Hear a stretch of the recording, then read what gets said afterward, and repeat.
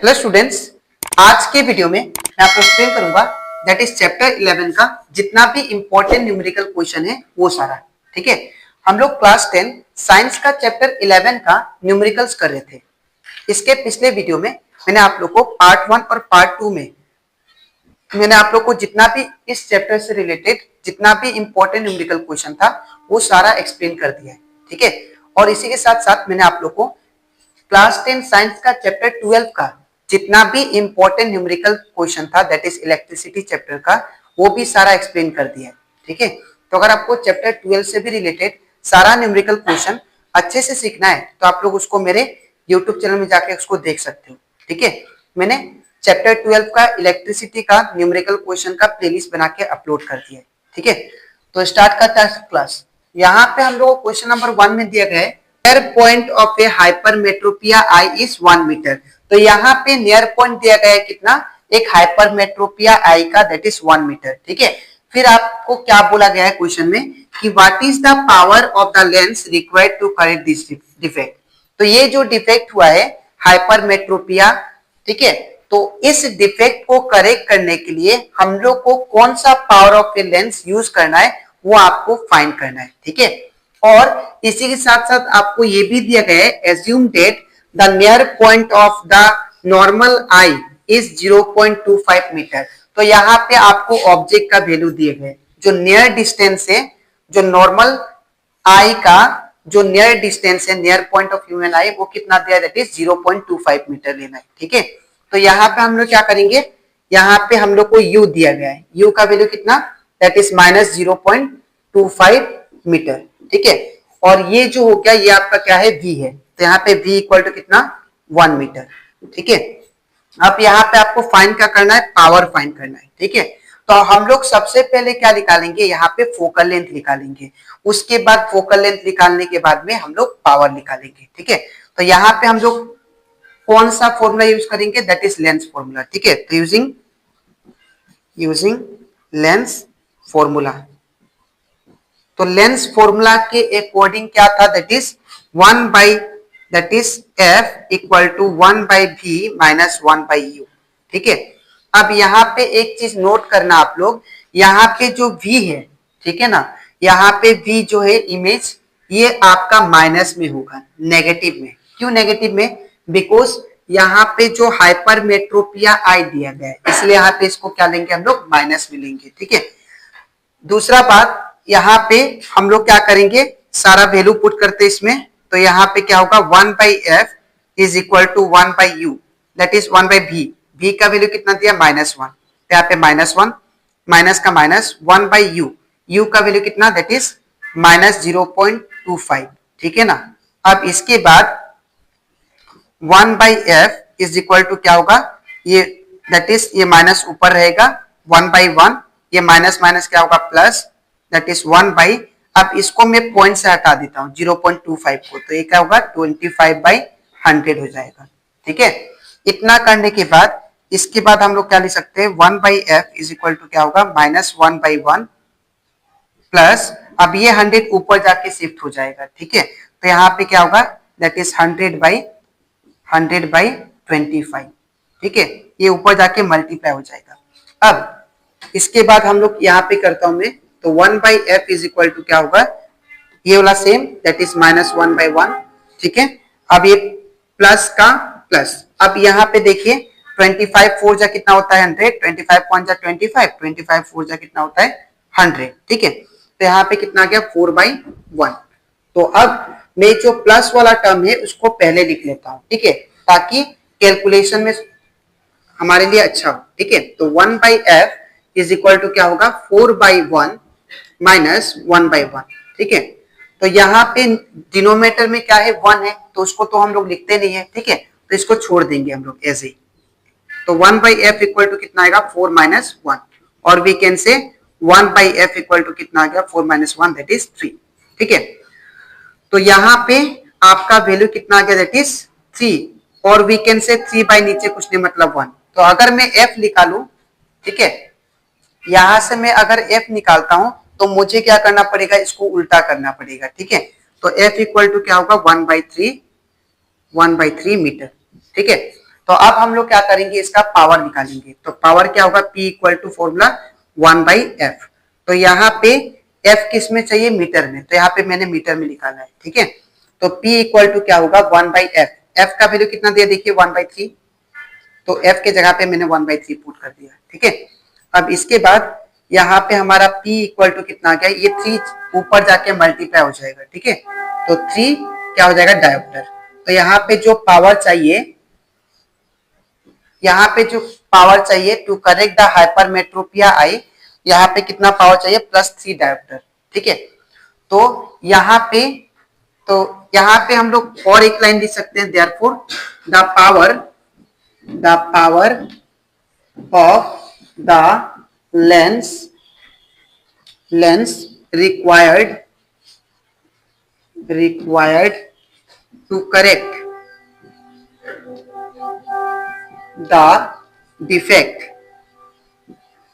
is कितना होगा, that is +3 dioptre, ठीक है। तो ये कंप्लीट था हमारा, दैट इज क्वेश्चन नंबर 1। तो आई होप आपको ये भी क्वेश्चन अच्छे से क्लियर हो गया होगा, ठीक है। तो आपको लिखना कैसे बता देता हूं। सबसे पहले ये पार्ट लिखना आपको, और इसके नीचे आपको ये लिखना है, और इसके नीचे आपको ये लिखना है, ठीक है। तो अब इसके नेक्स्ट स्लाइड में मैं आप लोग को समझाऊंगा, दैट इज चैप्टर 11 का जो लास्ट न्यूमेरिकल क्वेश्चन है, जो कि बोर्ड एग्जाम में आता है वो, ठीक है। तो इसके बाद हम लोग करते हैं, दैट इज चैप्टर 11 का क्वेश्चन नंबर 2। ये हम लोग का लास्ट क्वेश्चन है इस चैप्टर का। तो इसमें दिया गया है, a doctor has prescribed a corrective lens of power +1.5 dioptre. तो यहाँ पे एक डॉक्टर क्या किया, एक पर्सन को प्रिस्क्राइब किया कि तुम दैट इज पावर +1.5 डायोप्टर वाला लेंस लगाओ, ठीक है। तो यहाँ पे आपको फाइंड क्या करना है, find the focal length of the lens. तो आपको क्या निकालना है, यहाँ पे जो डॉक्टर ने प्रिस्क्राइब किया पावर दैट इज +1.5 डायोप्टर का, उसका फोकल लेंथ क्या है, ठीक है, वो आपको फाइंड करना है। और उसी के साथ साथ आपको फाइंड करना है कि is the prescribe lens diverging और कन्वर्जिंग। वो जो लेंस डॉक्टर ने पर्सन को प्रिस्क्राइब किया, वो लेंस डाइवर्जिंग है या कन्वर्जिंग है, ठीक है। तो सबसे पहले आपको समझना पड़ेगा कि डाइवर्जिंग और कन्वर्जिंग लेंस होता क्या है, ठीक है। तो एक बात याद रखिएगा, यहाँ पे लेंस जो होते हैं ये तो हमें पता होता है, दैट इज लेंस जो होता है दो टाइप का होता है, एक होता है कनकेव और एक जो होता है दैट इज कन्वेक्स होता है, ठीक है। तो जो कनकेव होता है वो कुछ डायग्राम कुछ ऐसा होता है, इसको हम लोग क्या बोलते हैं, दैट इज कनकेव लेंस, ठीक है। और दूसरा जो कन्वेक्स होता है, ये इसका डायग्राम कुछ ऐसा होता है, ठीक है। तो जब भी आप लोग याद रखिएगा, जब भी आप लोग कनकेव लेंस से अगर लाइट को पास करवाओगे तो ये क्या करता है, लाइट को डाइवर्ज कर देता है, याद रखिएगा, ठीक है। आपको मैं क्लियर कंसेप्ट दे देता हूं, दैट इज ये क्वेश्चन को करने से पहले, ठीक है। तो यहाँ पे कनकेव लेंस जो होता है, याद रखिएगा, ये डाइवर्जिंग लेंस होता है। कनकेव लेंस को ही हम लोग क्या बोलते हैं, डाइवर्जिंग लेंस, ठीक है। तो कोई भी लाइट को क्या कर देता है, वो फैला देता है, डाइवर्ज कर देता है, ठीक है। लेकिन in case of convex lens, यहाँ पे क्या करता है, वो लाइट को कन्वर्ज कर देता है एक जगह, मतलब इकट्ठा कर देता है। तो ये क्या करेगा, इकट्ठा कर देगा। तो जो लेंस इकट्ठा कर दे उसको बोलते हैं हम लोग कन्वर्जिंग लेंस। तो कन्वर्जिंग लेंस हमारा कौन सा है, दैट इज कन्वेक्स लेंस। तो यहाँ पे ये क्या है, कन्वर्जिंग लेंस है, ठीक है। तो यहाँ पे सबसे पहले मैं क्या निकालूंगा, यहाँ पे फोकल लेंथ, ठीक है। तो फोकल लेंथ निकालने के बाद उसके बाद हम लोग को पता चल जाएगा कि कौन सा लेंस है।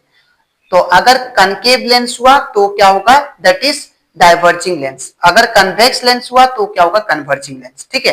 तो यहाँ पे सबसे पहले मैं फोकल लेंथ निकालता हूं। तो यहाँ पे गिवन क्या दिया गया है, देखिए, पावर P इक्वल टू कितना, +1.5 डायोप्टर, ठीक है। इसके बाद हम लोग जानते हैं पावर इक्वल टू क्या होता है, 1 फोकल लेंथ, 1/f, ठीक है। तो यहाँ पे f को इस साइड भेजता हूँ, p को नीचे, तो क्या होगा, f इक्वल टू 1/p, ठीक है। तो यहाँ पे f इक्वल टू क्या आ जाएगा, 1/p, p का वैल्यू कितना दिया देखिए 1.5। अब मैं इसको पॉइंट से हटाता हूं, तो जब इसको पॉइंट से हटाऊंगा तो क्या होगा, 1/15/10 हो जाएगा। ठीक है, इसके बाद ये 10 कहा जाएगा, ऊपर चला जाएगा। ठीक है, तो ये f इक्वल टू क्या होगा, दैट इज 10/15। तो यहाँ पे क्या करते हैं, दोनों को काटते हैं, 5 2 जा 10, 5 3 जा 15। तो ये कैंसिल होने के बाद हमारा, अब मैं इसके बाद यहाँ पे लिखता हूँ, that is f equal to कितना आया, देखिए 2/3 मीटर। ठीक है, तो यहाँ पे हमारा फोकल लेंथ कितना गया, 2/3, वो भी किस में आया, पॉजिटिव में आया।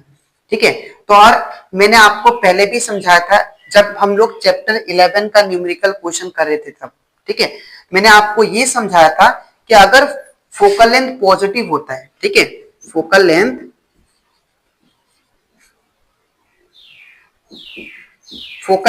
या बोल सकते पावर, अगर फोकल लेंथ या पावर पॉजिटिव होता है, ठीक है, तो आप लोग हमेशा याद रखना, हम लोग कौन सा लेंस एज्यूम करेंगे, तब कन्वेक्स लेंस होता है। ठीक है, तो यहाँ पे अगर यहाँ पे देखिए फोकल लेंथ क्या है, पॉजिटिव है, और पावर भी क्या है, पॉजिटिव में आया, तो देयरफॉर कौन सा यहाँ पे लेंस यूज होगा, दैट इज कन्वेक्स लेंस। तो अगर ये कन्वेक्स लेंस है तो दैट मीन्स वो कौन सा लेंस होगा, कन्वर्जिंग लेंस होगा। ठीक है, तो यहाँ पे लिखेंगे देयरफॉर द लेंस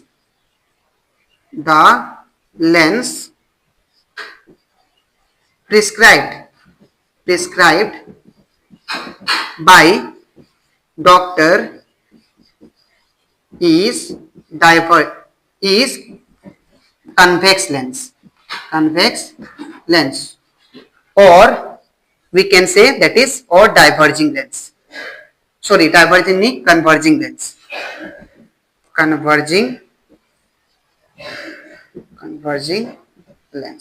ठीक है, तो आई होप आपको ये भी न्यूमेरिकल क्वेश्चन अच्छे से क्लियर हो गया होगा। ठीक है, तो आपको लिखना कैसे हम बता देता हूं, सबसे पहले ये पार्ट और इसके नीचे आपको ये लिखना है। ठीक है, तो अब इसके नेक्स्ट वीडियो में मैं आप लोग एक्सप्लेन करूंगा, दैट इज चैप्टर 10 का, दैट इज लाइट रिफ्लेक्शन और रिफ्रैक्शन का जितना भी इंपॉर्टेंट न्यूमेरिकल क्वेश्चन है वो सारा। ठीक है, तो अगर आपको चैप्टर 10 का भी न्यूमेरिकल क्वेश्चन अच्छे से सीखना है तो आप लोग उसका नेक्स्ट वीडियो के लिए वेट कीजिए। ठीक है, तो आज के लिए इतना ही, मिलते हैं नेक्स्ट वीडियो में। Thank you.